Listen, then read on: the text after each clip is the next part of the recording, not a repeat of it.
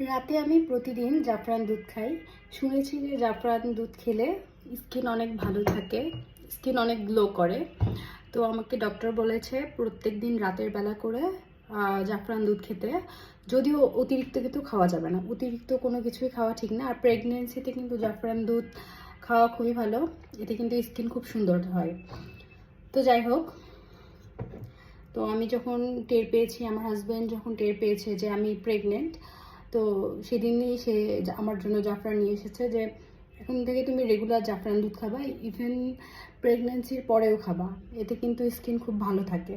আর যদিও আমার ইদানিং খুব স্কিনে ব্রণ দেখা যাচ্ছে, হয়তো বা পিরিয়ড মিস হলে তো অনেকের ব্রণ দেখা দেয়, হয়তো বা সেই জন্য আমার মুখে একটু ব্রণ দেখা দিচ্ছে, যদিও ঠিক হয়ে যাচ্ছে।